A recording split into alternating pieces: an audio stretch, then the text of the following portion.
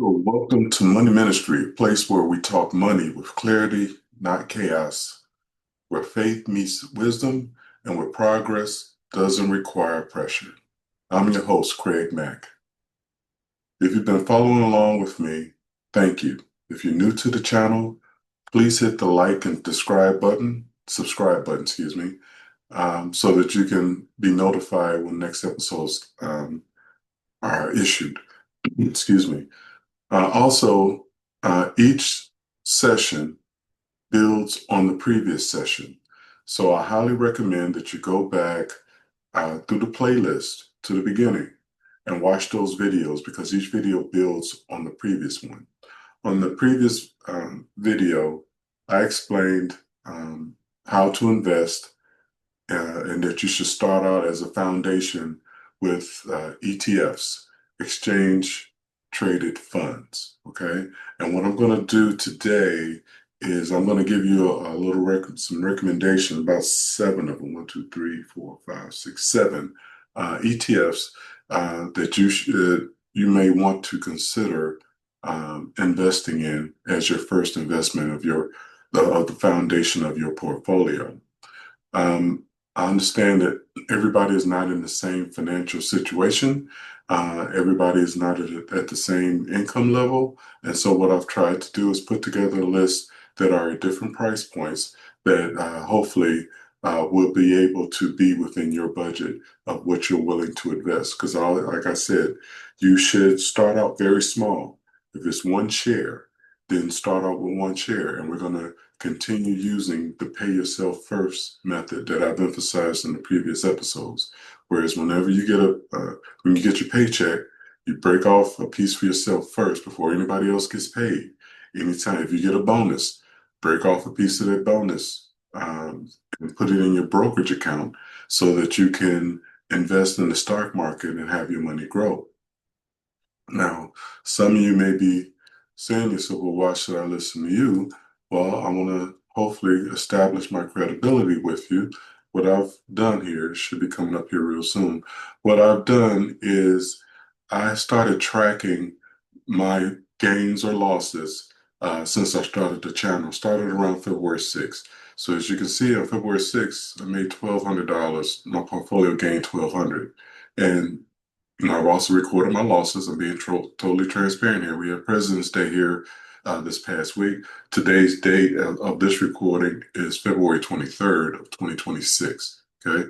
So after President's Day, I gained 206, 238, had a loss of $19. On the 20th, I had 168. And then here on the 23rd, if you look up to 23rd, the market was down sharply. The Dow, NASDAQ, and S&P. Yet, with the portfolio that I've set up, which includes some ETFs, some of them that are on this list, I had a gain of $144.61. Now, for those of you that are just starting out and you haven't started your brokerage account yet, but you have a savings account, I would compare that. Did your savings account make you $144 today in one day? Okay, as you can see from the spreadsheet here, so far, since I started recording and making this journal to record, I'm up $2,500 for the month of February, and my average gain has been $233. Okay, and I don't think there's a savings account out there at the bank that is giving you that kind of return on your money right now. To take it even further, we'll go back to this in a minute. To take it even further,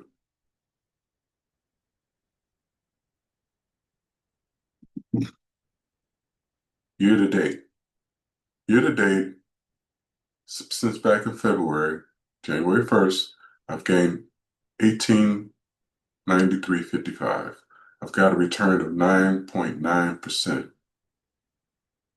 I am outperforming the NASDAQ and the S&P combined. All right. And this isn't just a fluke for the past year. As of 2025, for the entire year, I had a return of 56.88, again, outperforming the NASDAQ and S&P combined. My portfolio had a gain total of $8,657. Let's go back. Let's do the max. Since 2023, I've had a total gain or gain of $24,602, and I've had a return of 181.40. I believe the last video that I showed this last week, it was at 160. So I've increased on my maximum total. Okay. And again, I am outperforming both the NASDAQ and the S&P combined. All right. So hopefully that makes me believable for you. Let's go to here and we can go here, here, and setting things up to have our conversation here. And I'm going to change this to a line. Okay, so what I have here is the S&P over the last 10 years. Okay, and as you can see, it's gone down in some spots, but it's always gone back up higher than where it was previously. Here's another dip, then it climbs back up. Another little dip here, climbs back up. You had a downturn here, this bear market. This is during COVID when it went down, and then when it rebounded, it started going back up, and so on. Again, dip, 2025, that was probably around April, yeah, March 31st when Liberation Day took place.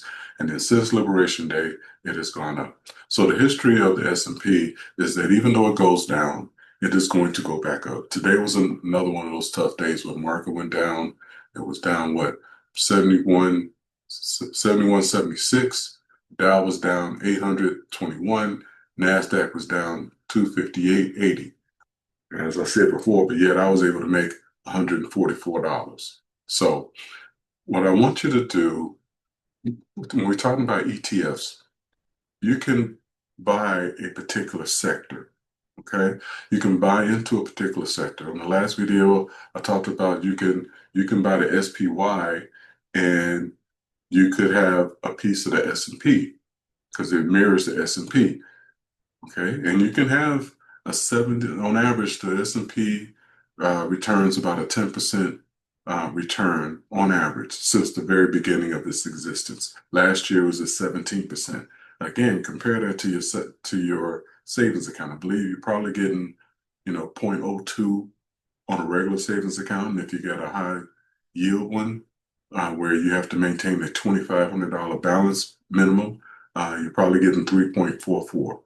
So again, just having it in the SPY, you will have a better return just putting your money in there.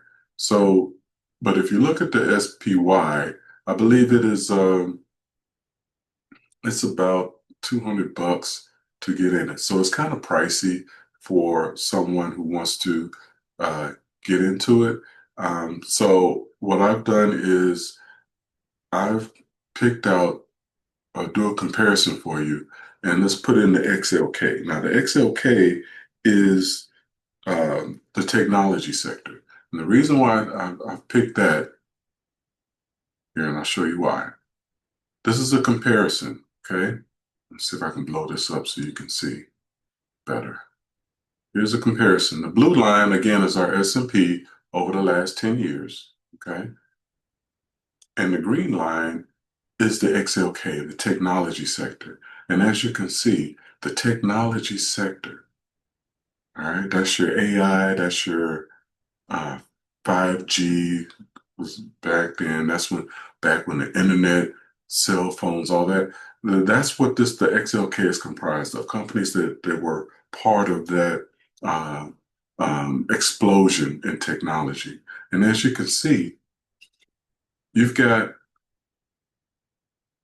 it's giving you a 450% return total over the last 5 years or over the last 10 years, where the S&P has given 200% return. So which one would you rather be in? Of course, you'd rather be in the 450% return category. Okay, so that is the XLK. And you can get into the XLK. I'll put it up here so you can see. The XLK, here we go. The XLK right now is $138.85. And what is it is composed of? Here's the basket. This is some of the basket. These are the top holdings that it has, the top 10 holdings in the XLK. AMAT, Applied Materials, Lam, Cisco, names that you probably are familiar with, Microsoft, Apple, NVIDIA, Micron. All of these are very well-respected companies. And your 138 gives you a slice of each one of these companies, okay? Per share. I mean, for every 138 you get a piece of these companies, okay? The return on it, the past year has a return of 24%, which is very good. It's above the S&P. It's outperformed the S&P, okay? So it gives a dividend, pays you 21 cents, almost 22 cents, and it's paid quarterly. Every 3 months, you'll get a dividend for every share you own. You'll get almost 22 cents for every share that you own. Okay. All right. So we've established now that the technology sector outperforms the S&P. I'm trying to help you to hone in on where your safest bet will be for the money that you've earned. Now, I understand that the 138 may be a stretch for some of you. I get that. But I'm going to show you another one here that might be more in your price range. Let's look at REMX. Okay, this is rare earth. Why is this a good one? Rare earth minerals are what goes into cell phones, goes into electric vehicles, goes into defense weaponry, uh, goes into semiconductors. All right. You can't get into AI without a semiconductor. You need the chips, right? The rare earth minerals is what makes up the chips. All right. So this one has a return of 92% over the past year. 92% return. You almost double your money in 1 year if you had this one a year ago. Okay. Here are the top companies that it's invested in. MP Materials, uh, Albemarle Corp. These are specialty chemicals, mining, diversified metals. This is a South American company. Some of these are Chinese companies, rare earth. China has a 60%, they own 60% of the rare earth market, which is what Trump is trying to break. He's trying to wean our dependency on that. But this gives you a chance to still invest in some of these Chinese companies so that you have a global exposure to rare earth minerals. Okay.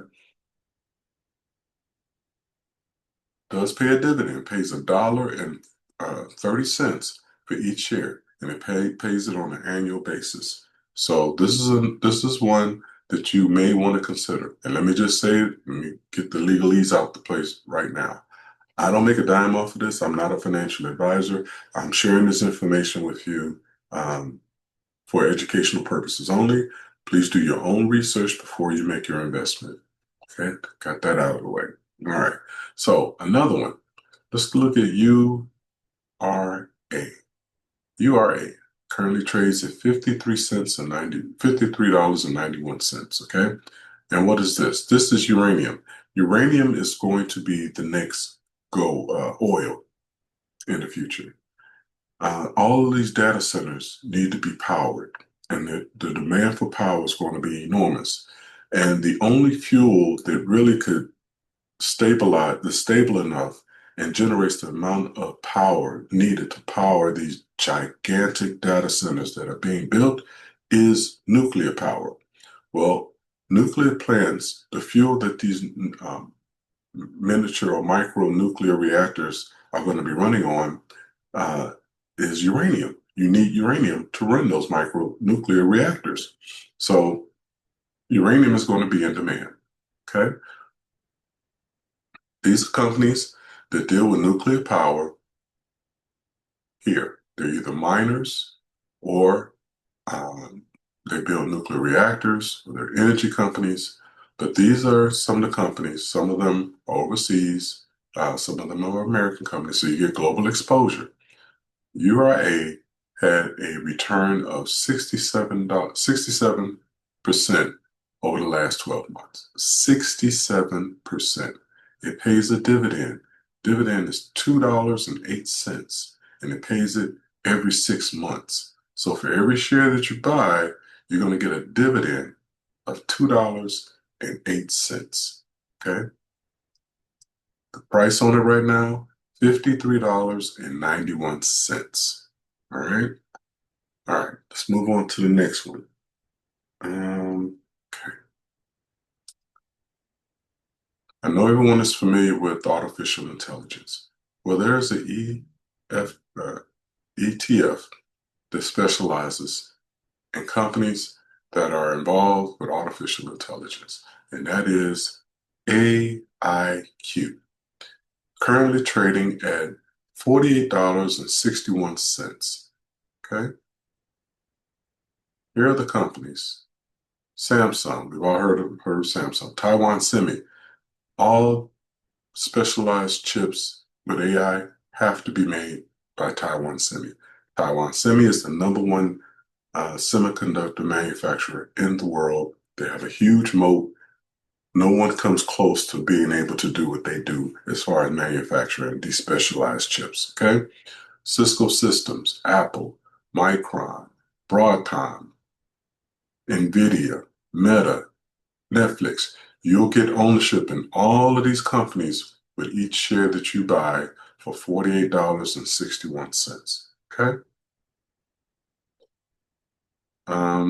Yeah, it does pay a dividend, pays almost 5 cents, 4.5 cents per share, and it does it every 6 months. And again, the let's see, the annualized return, yeah, 31%, almost 32% over the last 12 months. Okay, so that's that one.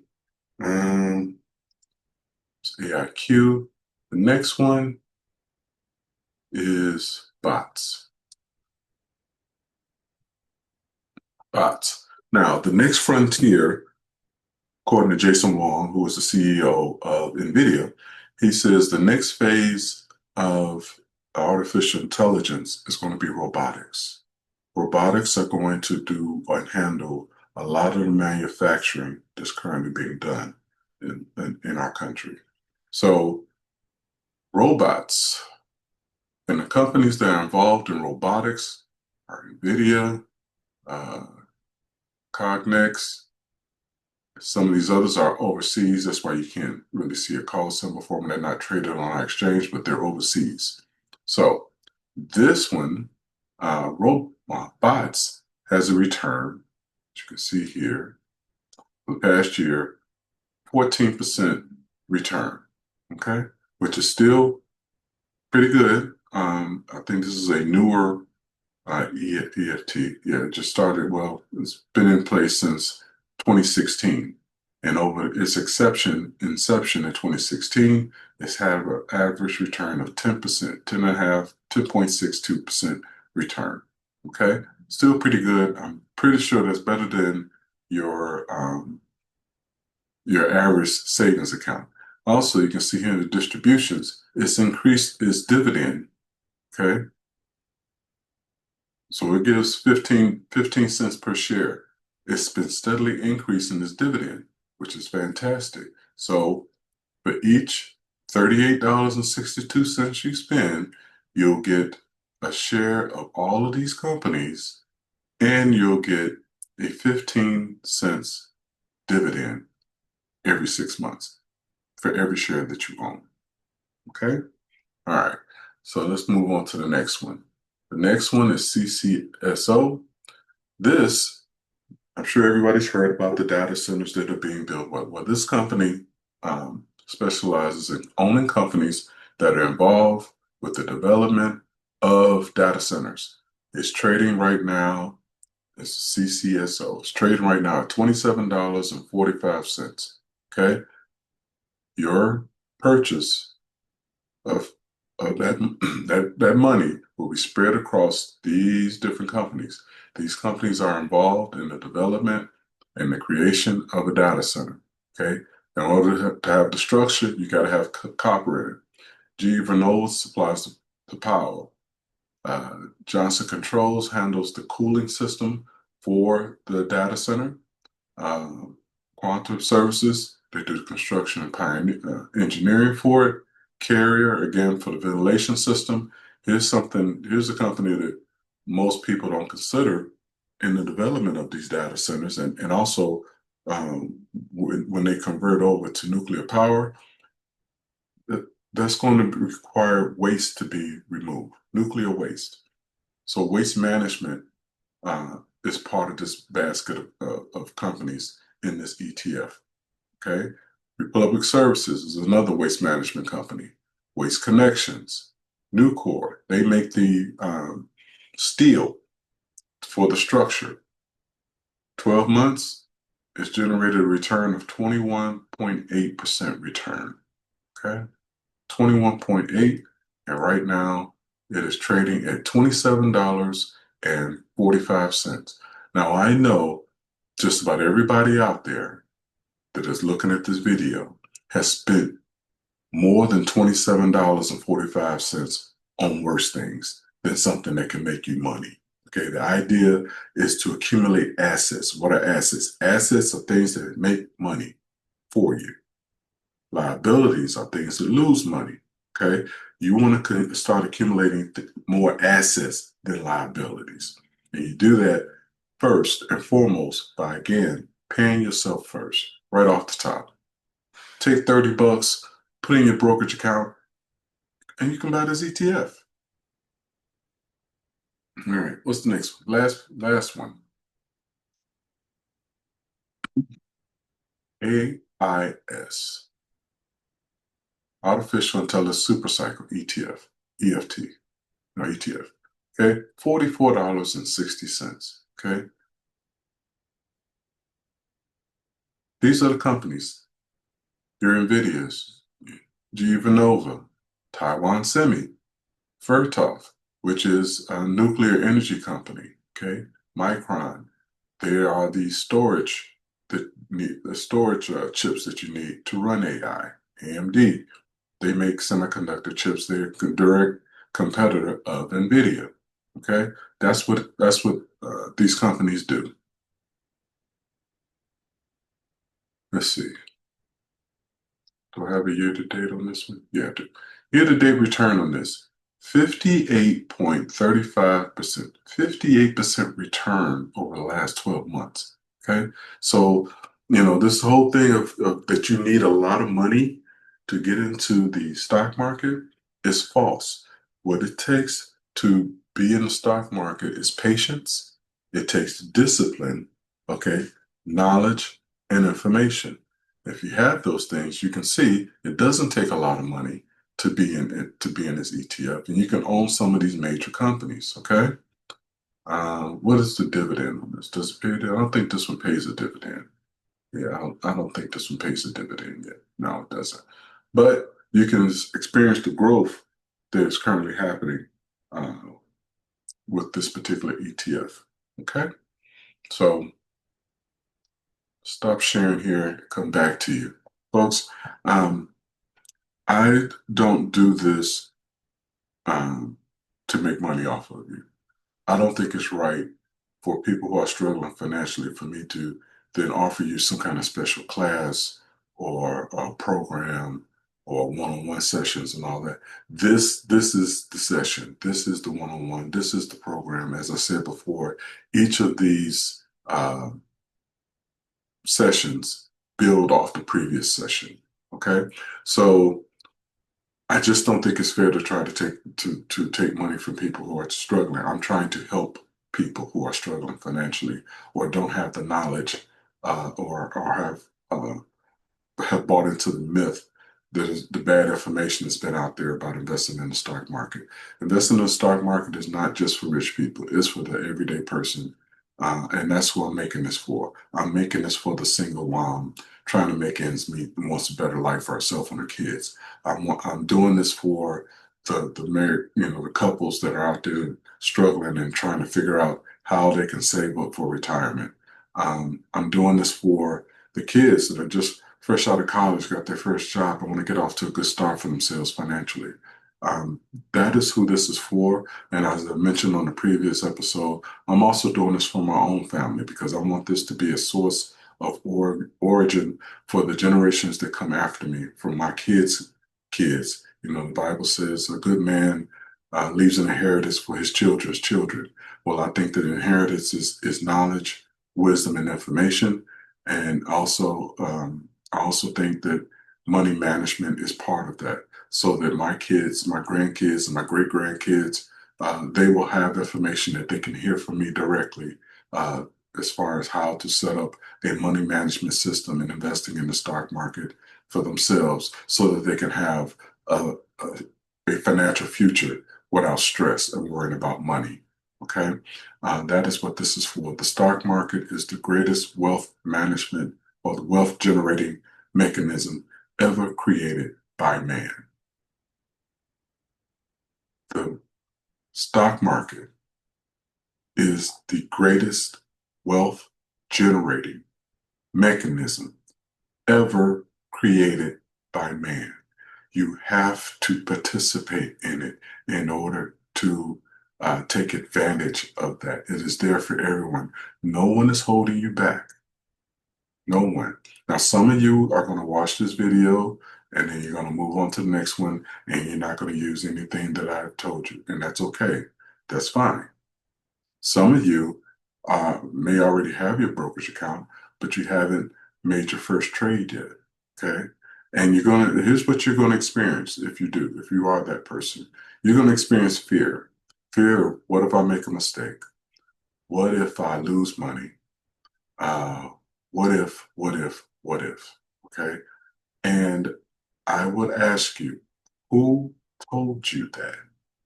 See, every day you have an internal conversation with yourself, whether you want to acknowledge it or not. But as soon as you open up your eyes, or some of you, even while you're sleeping, there's a constant conversation taking place. And so I'm asking you, who are you talking to? Who's talking to you? Okay? Think about that. Who are you talking to and who's talking to you? All right? I'll give you a hint. If if the conversation is trying to talk you out of something that is going to help you and your family be in a better financial situation, but if the conversation is trying to talk you out of it, you're talking to the other guy. If the conversation is saying, hey, trust me, move forward and take the next step, then you're talking to the Holy Spirit.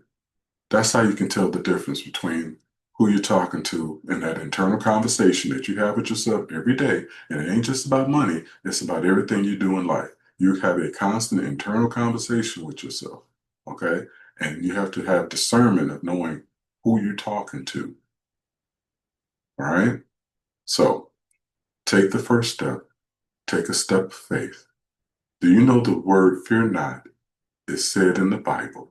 Those two words together are said 365 times in the Bible. Fear not. There's a fear not for every day of the year mentioned in the Bible. Fear not. So step out on faith. Trust yourself.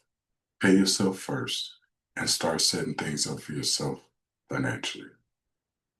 This has been another episode of Money Ministry, and I'm your host, Craig Mack, and I'll see you on the next one.